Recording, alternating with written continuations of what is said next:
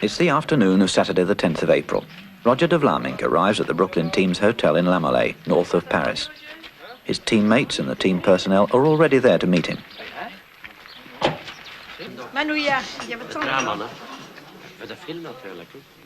In their tactics, Martens and De Meyer enjoy the benefit of Flandria's experienced sports director, Guillaume Driessens, an expert at making use of inter-team intrigues.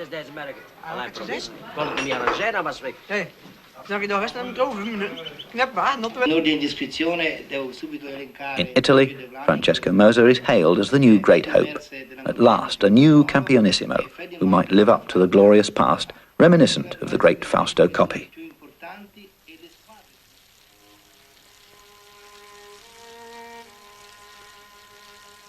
Roger de Vlaminck gets ready. Psychology plays a big part, a question of mind over matter, and Paris-Roubaix is a special challenge for him. Like Merckx, de Vlaminck has won the race 3 times. It's his ambition to set the record of 4 wins in the finest and most difficult classic event in professional racing.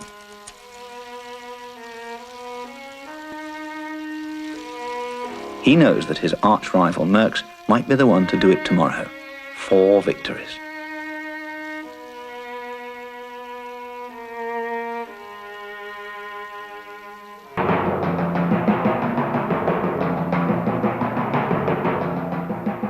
What gives Paris-Roubaix its reputation as the hardest and most fascinating of all classic one-day races is the drama which always accompanies the last part of the course, over the infamous l'Enfer du Nord, the Hell of the North.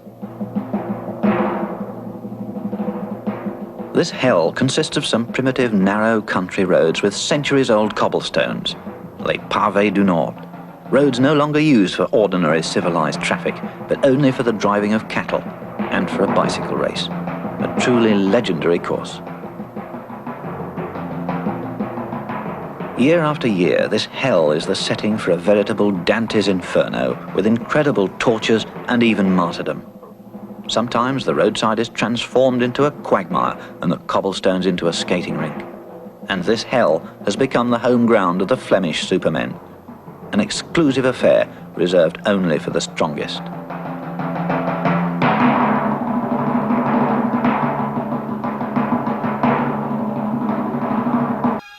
Sunday, the 11th of April. It's 7:30 in the morning.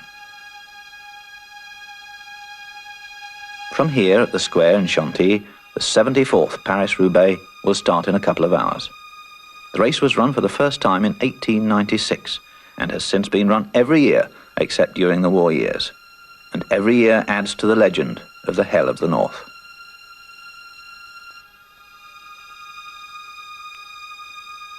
Paris-Roubaix is 166 miles long, but the first 100 miles are ridden on ordinary asphalt roads. It's at Novilly that the course's strategic zone commences, the terrible Pavé du Nord. At the hotels this morning, the teams are getting ready to meet up at the starting place in Chantilly. Each one of the bicycles has been taken apart. Each bicycle has 10 or 12 gears, but the individual riders have each chosen the number of teeth on their sprockets.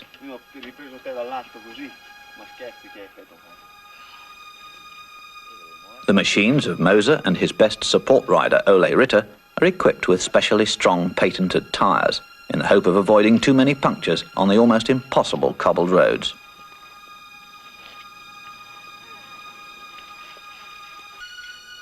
The competitors consume a solid breakfast. Brooklyn is a good team. Roger de Vlaminck can expect loyal and effective support from riders such as De Witt, De Monk, Van der Slagmolen, Borgognoni, Gualazzini, Osler. They are all riding for de Vlaminck's chance. A rare steak is a good breakfast for what lies ahead.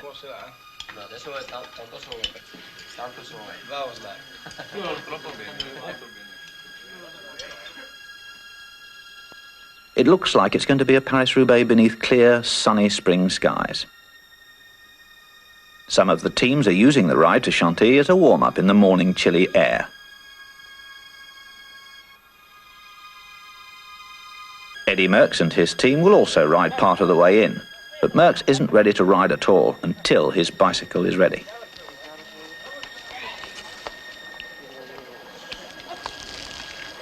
The time is 10:30. The race eventually started, but with more than an hour's delay, and within a few miles, 3 men have broken away and have gained a slight advantage.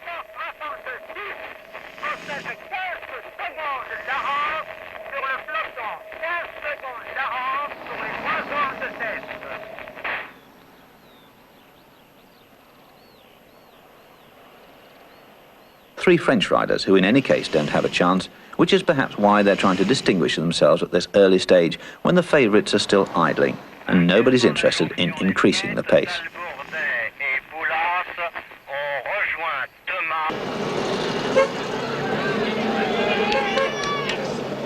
A fall, due more to the size of the field than the pace, nothing serious but considerable chaos, which rouses the mechanics on the back seats.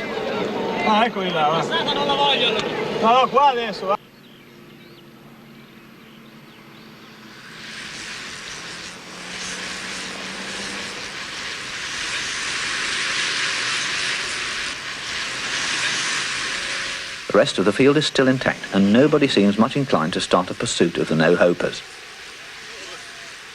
The many motorcycles swarming around the field are press photographers, film photographers, radio journalists, and internal communications people. Besides the official cars is a long cortege of press cars who determine their own position either ahead or behind.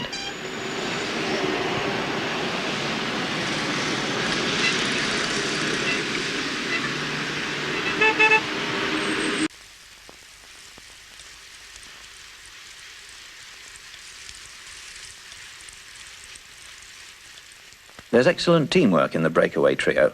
They're all sharing the pacemaking so that their riding really amounts to something.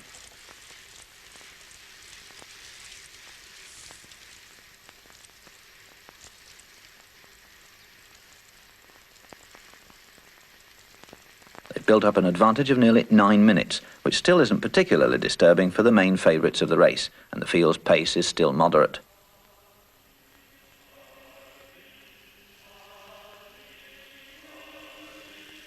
As a matter of form, it's Molteni and Flandria, which is to say the supporting riders for Merckx and Martens respectively, who've gone into the front to make sure that the pace, in spite of everything, doesn't get too slow.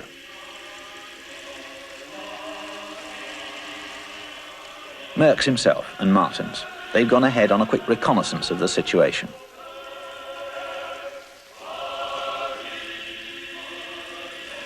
Right in the middle of the field, wearing the rainbow jersey, is world champion Henny Kuiper of Holland.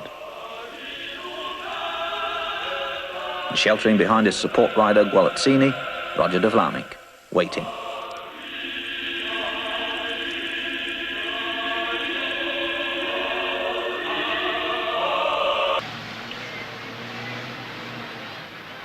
A Brooklyn rider raised his arm, and Brooklyn has drawn first position in the line of service cars, so they're on the scene without having to pass the others.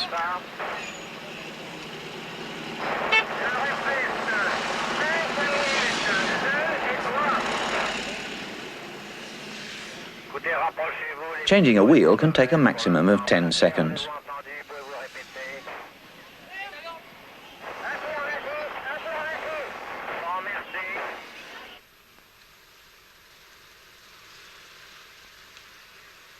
The three up ahead now have a good 5 minutes lead, just before Saint-Quentin.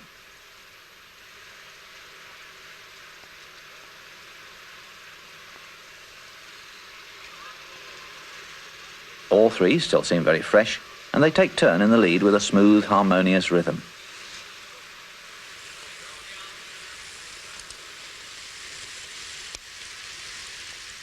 The smaller man with glasses, Mariano Martinez, is better known as a good mountain climber. His slender physique and characteristic upright style is better suited to the mountains than to the flat roads.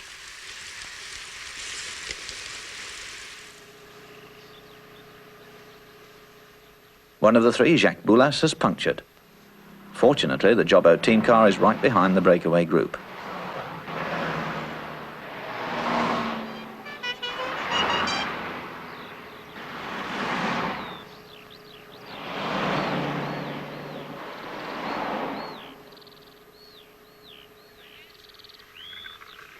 Off again. It took 9 seconds, and it'll take some pedalling to reach the other two again. No,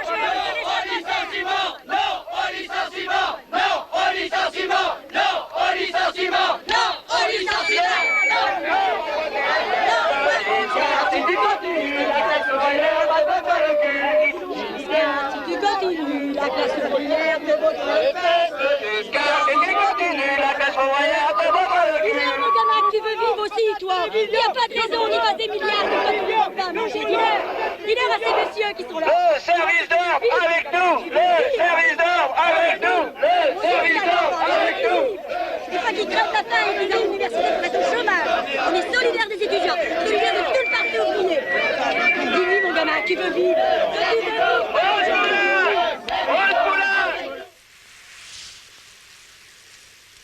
But both the breakaway trio and then the field are allowed to slip through, and after some delay, the accompanying cars. The bike race goes on.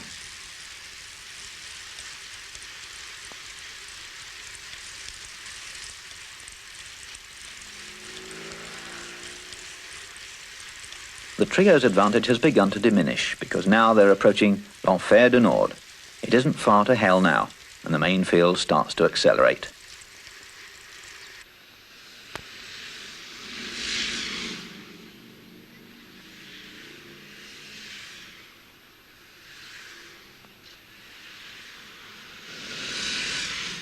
Through Le Cateau, only 4 miles before the first cobbles, and the field have gathered speed.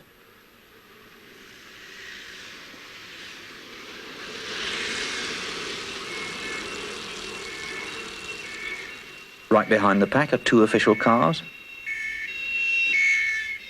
Then the 15 service cars, a few press cars, most of them have gone on ahead.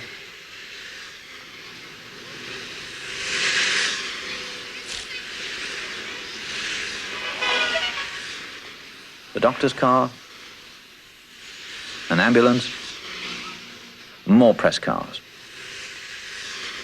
The cavalcade ends with the broom wagon, so called because it sweeps up the riders who've retired from the race. Then the bike rack car to carry their bicycles.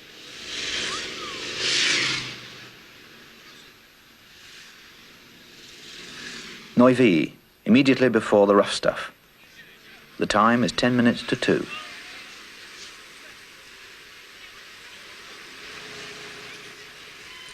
A single rider in the lead. It's Talbot, one of the 3 breakaways. And then there are the other 2, Martinez and Boulas.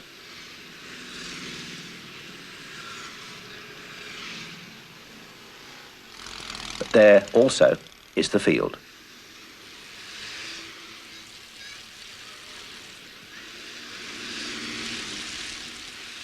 It's important to be among the first in on the pavé, as the twisting cobbled roads cause an immediate spreading of the field.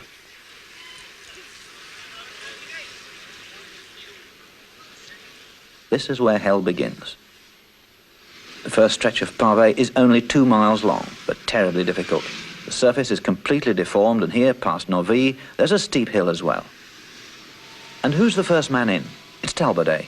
He doesn't appear to have considered resigning yet.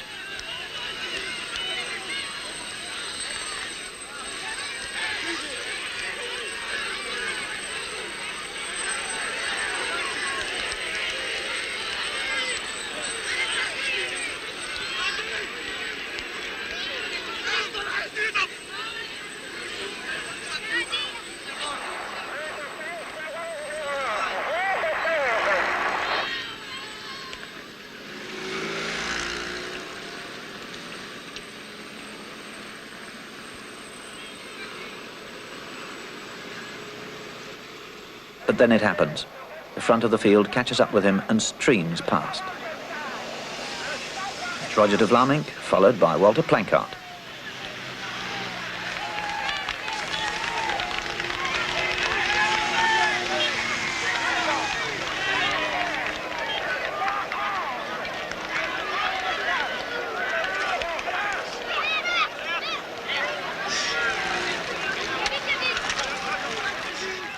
De Vlamingh is now in the clear and forcing the pace.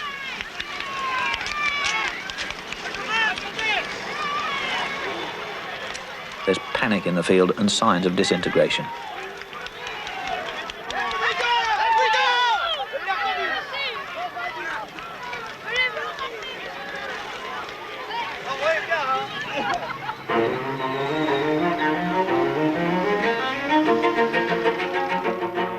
De Vlamingh continues his tremendous push. Not that he intends to go it alone, but rather to provoke a state of alarm and split the field.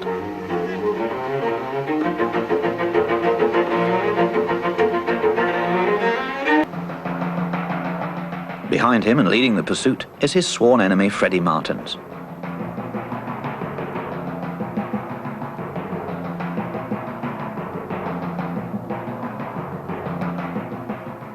André Dirks is at his rear wheel, and they have De Vlaeminck under control.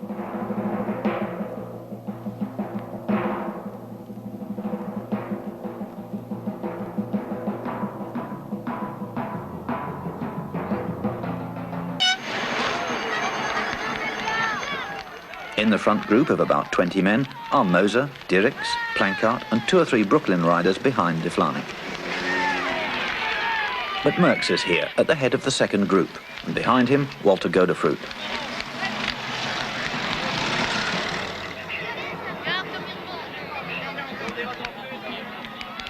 There's Talbot of the 3 breakaways, the one who held out the longest. And there, a little ahead of the new main field, is Raymond Poulidor, who year after year has placed himself as the best Frenchman in the race.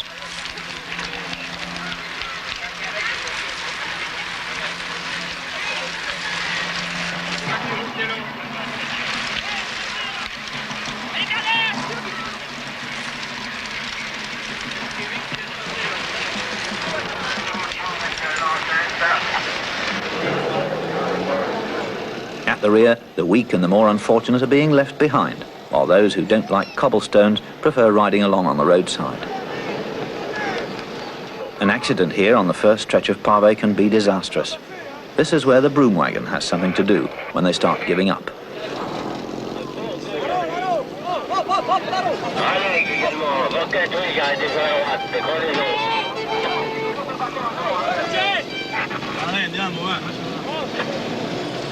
These old cobbled roads are hardly ever used except by farmers on their way to the fields, and now on this calm Sunday in April, a bunch of crazy bike riders.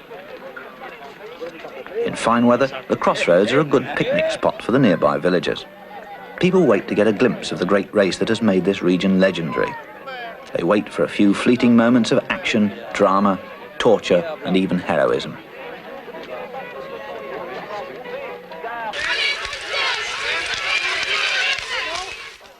A mile later, and the situation is fairly obvious. They're still pounding away in the leading groups. Several in that company don't want to make it easy for Martens to join on. Dirks is leading the way, in front of Verbeek. Once again, the Flemish riders are dictating the pace. Despite the tremendous pressure up front, Merckx's group, led here by Godefroot, is about to make contact. Only 7 seconds separate them, so a merging of nearly all the men that matter is imminent. How far now does the hapless Martens lag behind?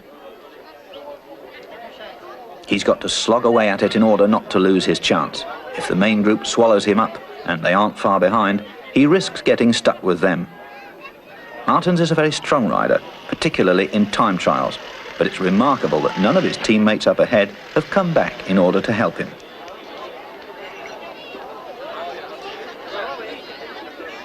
The gap is 40 seconds between Martens and the leaders.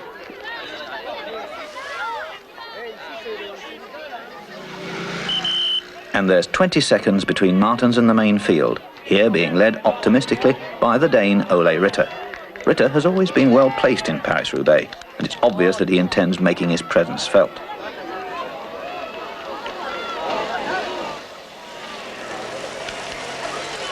There are other good riders in this group too, who will contribute to narrowing the deficit, hoping that sooner or later the speed up front will diminish. But most of them are doing their utmost just to keep up. The back end of the field is starting to fall apart, and one by one the stragglers have to call it quits. The weeding out mercilessly continues. Following the main field comes the line of vehicles. The officials in the red cars still won't let the service vehicles pass the field and drive up behind the leaders.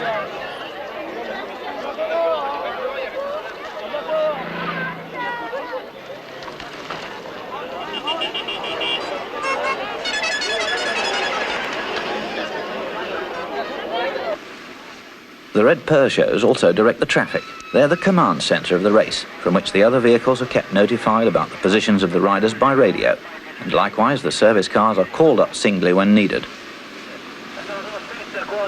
A fall, number 163, Hervé Enordi of France. He won't be getting back on his bike today.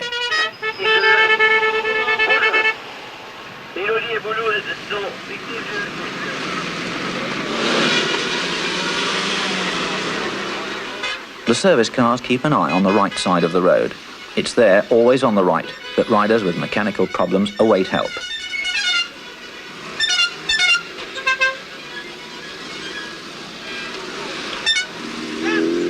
Such as here, for example. It has to be quick now, because so much is happening up ahead. And he'll have to do the best he can with that wheel.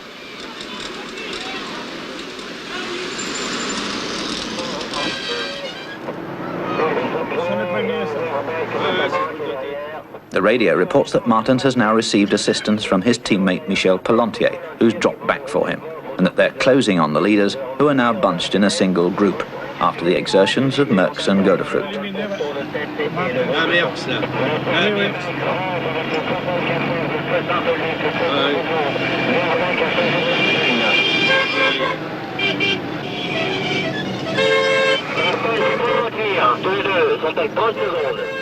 Now de Vlaminck has to be notified that Martens is approaching.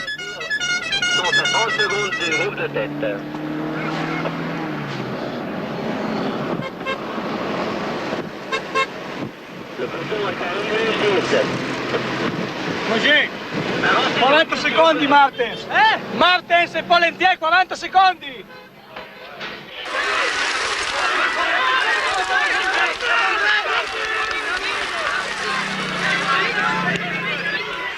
This breakaway is a tactical manoeuvre. Neither de Monk nor Osler are among the real contestants in this race. They've been sent by de Vlaminck with the intention of forcing his rivals to greater activity. It's obvious that de Vlaminck wants to dictate how the race is to be ridden this year. He's on the offensive, even with this ploy by his own support riders.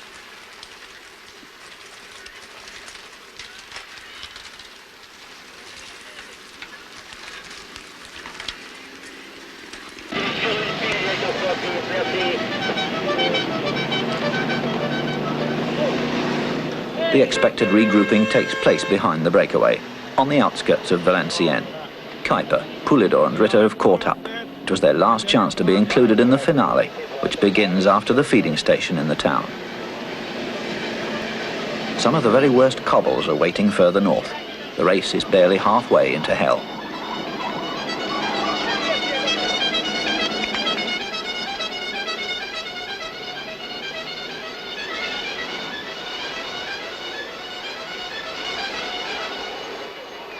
The second feeding zone is right outside the Café de la Place.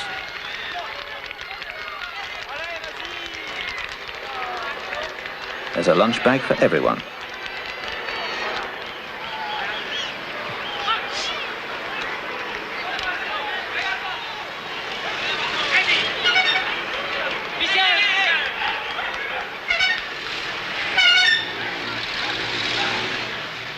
And it's also where many of the riders dismount. The hopelessly outdistanced, the weary support men who may feel they've done their duty, some even that it was well performed. They know that here the team personnel are ready to take care of them, and that there's transport to Roubaix.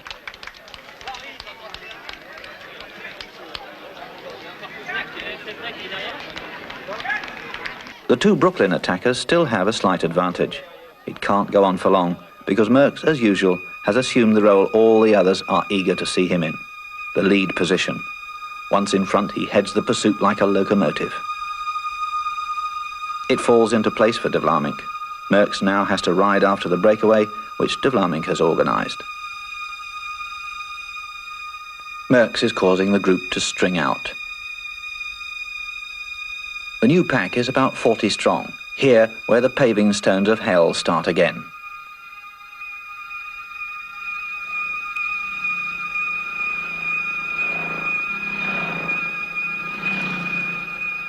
Barely 2 hours of the race remain, and a more comprehensive sorting out is imminent.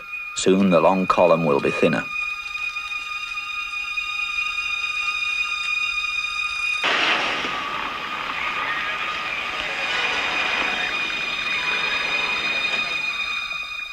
There's some very fast riding now. It's difficult just to keep position, to keep your rear wheel. Martens, De Meyer, Dirks, Godefroot, De Vlamingh and Merckx leading.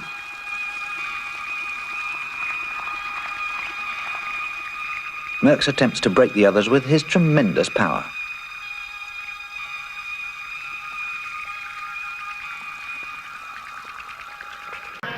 A few things have been happening in hell. The two Brooklyn breakaways have been overtaken, but straight afterwards a lone rider took off. It's Frenchman Sabille, who bravely takes his life in his hands.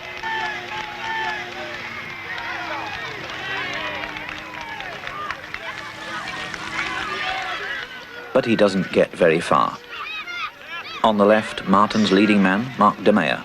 On the right, Godefroot. Merckx has temporarily stopped his attempts to split the field. Everyone is happy to take a breather.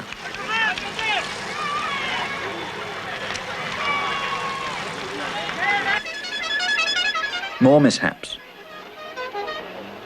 A Brooklyn rider is among the unfortunates.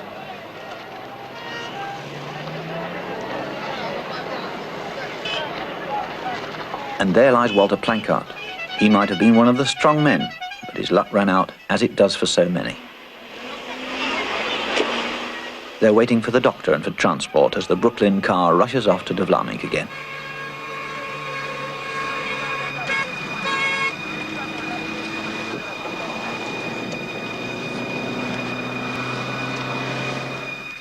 And up here, the battle is coming to the boil. Every other second, the rhythm is broken by somebody trying to break away. All the favourites are active now and have put themselves at the front of the field. De Vlamingh, De Meyer, Godefroot, Martens, Donguillaume. They keep a sharp eye on each other. Martens has taken the lead. But off to the right, De Vlamingh suddenly attacks. Way out on the side of the road, he pedals away in a new attempt to get free.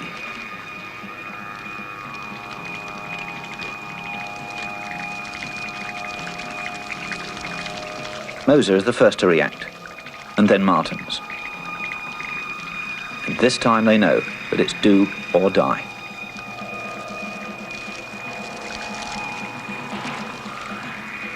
De Vlamingh once more in the process of splitting the field.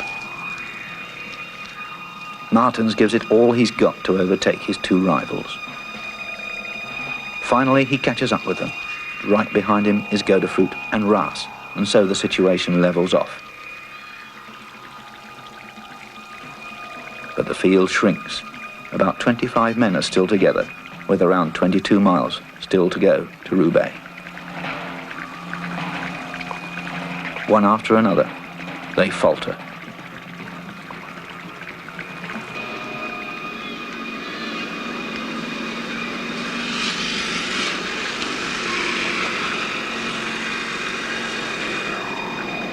Now there's a new fall. It's Martens. Freddie Martens has crashed.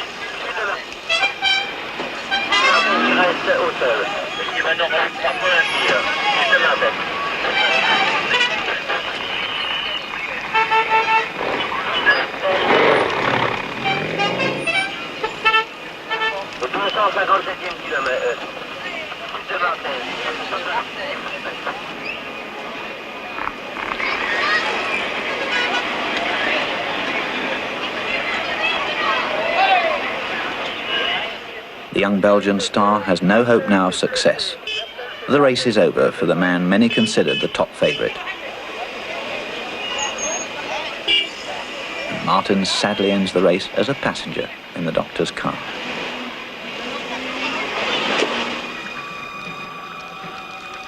Walter Godefroot has taken the lead, and now it's his turn to force the pace so that it hurts. Godefroot, the former winner of Paris-Roubaix, seems in good form and is riding very well. With his smooth, powerful technique, he's a real expert in this terrain and is not nicknamed the Bulldog of Flanders for nothing.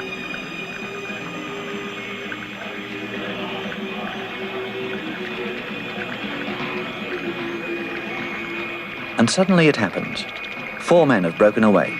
Godefroot, De Meyer, De Vlamingh and Kuiper.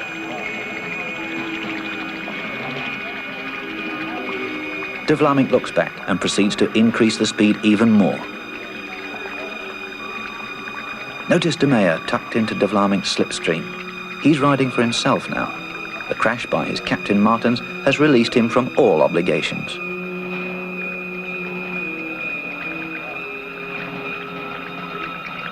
The remainder of the field are a couple of hundred yards behind. 2 men have separated themselves and are midway between it and the breakaways. They're the 2 Frenchmen, Poulidor and Donguillaume, desperately trying to include themselves in this undoubtedly decisive escape.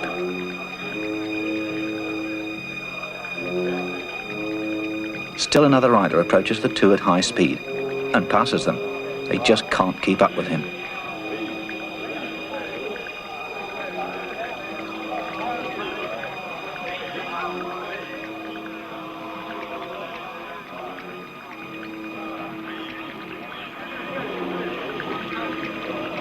It's Francesco Moser, with his distinctive style. His still aerodynamic position on the bicycle is an imposing sight of almost effortless rotary action.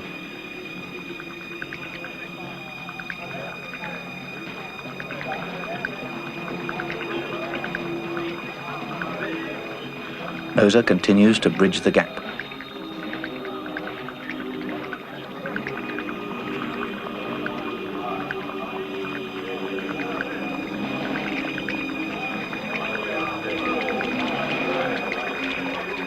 And now Moser has made it, and there are 5 men in the leading group.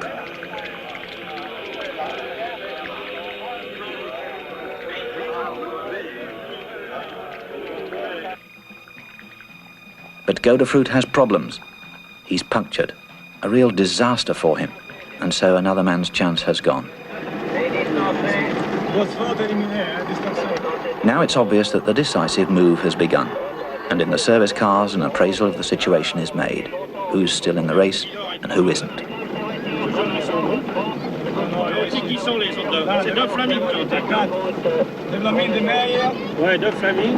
The Italian Moser, the rival Belgians De Vlamingh and De Meyer, the Dutchman Kuiper in the world champion's rainbow jersey. These are the 4 who've gained for themselves a vital position.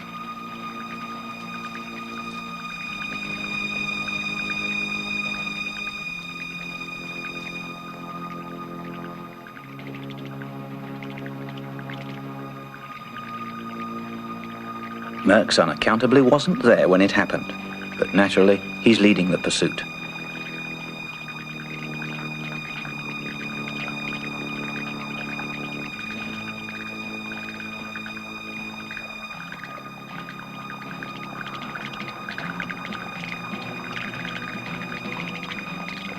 The Eurovision TV camera is positioned directly behind the 4 leading riders. The live transmission has begun, and we're into the final hour of hell. The 4 breakaways, how great an advantage do they have? 5. And here comes a single rider. It's the Frenchman Donguillaume, about 50 seconds behind the quartet.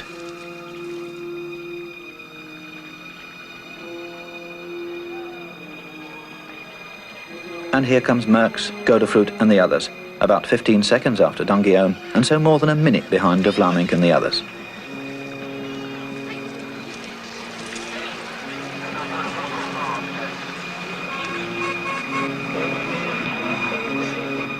Some of the worst pavé lies close to Roubaix, and on these misshapen roads in these dust clouds, a lot can happen.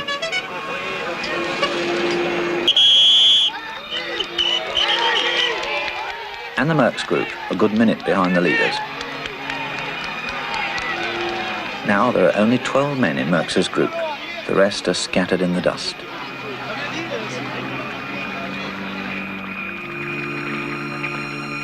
Moser and De Vlamingh are doing all the work in the lead group.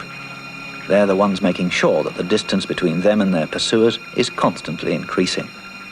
Neither De Meyer nor Kuiper take the lead.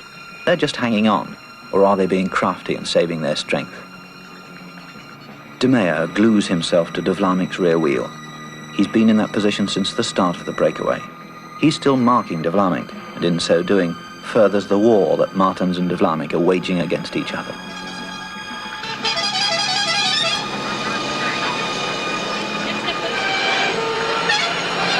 Kuiper is always at the rear. Is he tired, or is he waiting for a chance to get a jump on the others? That's his speciality, and that's how, a little unexpectedly, he became the world champion last year.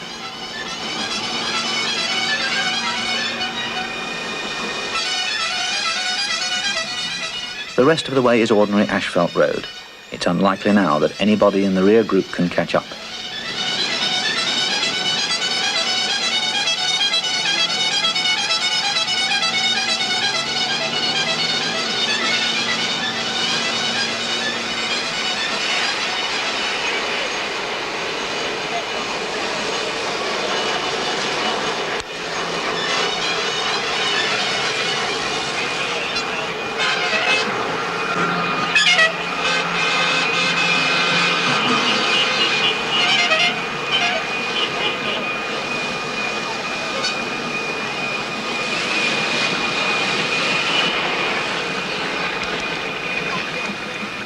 Henny Kuiper. Now he plays his hand. But de Vlaeminck is alert and immediately wipes out the danger, and the ace Belgian still seems to be controlling the race.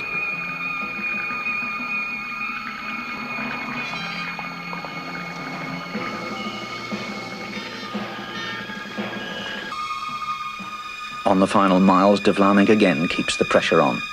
His pacemaking is tough and exhausting. It looks as if he's trying to force an early showdown. By continuing his attacks, he's hoping to drain the power from his three companions.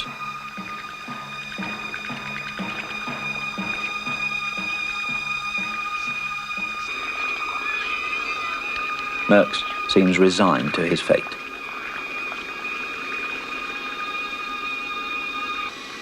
Moser tries to make a break for it, but again de Vlaeminck parries the move in a flash.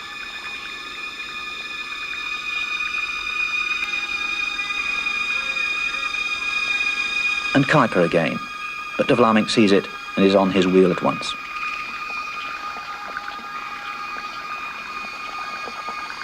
Eddy Merckx. The race is over for him. He hasn't been able to dominate this one.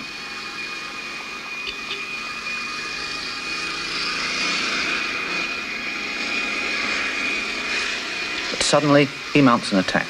Only a Merckx would attack at this late hour. The final kilometre. Which of the four is the best sprinter? Normally it's de Vlaeminck, no doubt about it.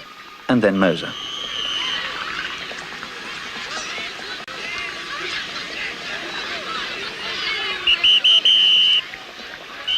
Merckx. But he doesn't succeed in breaking loose. The others are on his tail, and he doesn't force the issue.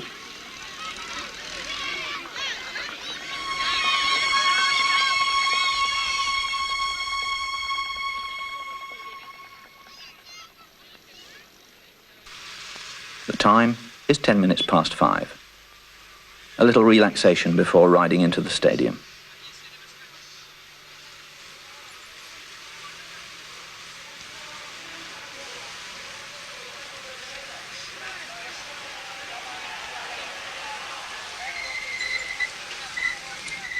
De Vlaeminck and Moser have probably expended the most in building up and consolidating the breakaways' lead. So, just how fresh are De Meyer and Kuiper?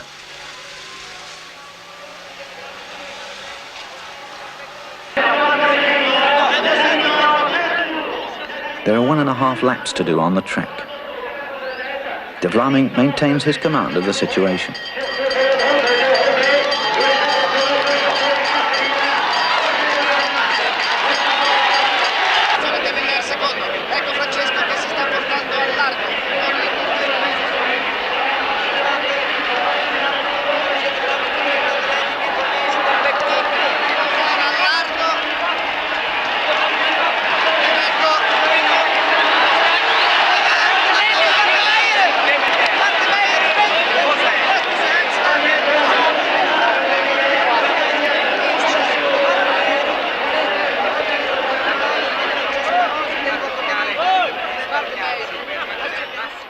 De Vlaminck makes the tactical error of riding a long sprint from the leading position.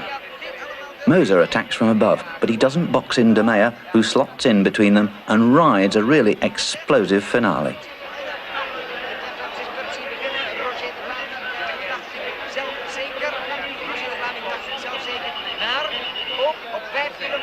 First, Mark De Meyer. Second, Moser. Third, De Vlaminck. Fourth, Kuiper. Meanwhile, Merckx's group approaches the stadium. 4 riders have detached themselves: Jan Raas, Merckx, Godefroot and Donguillon.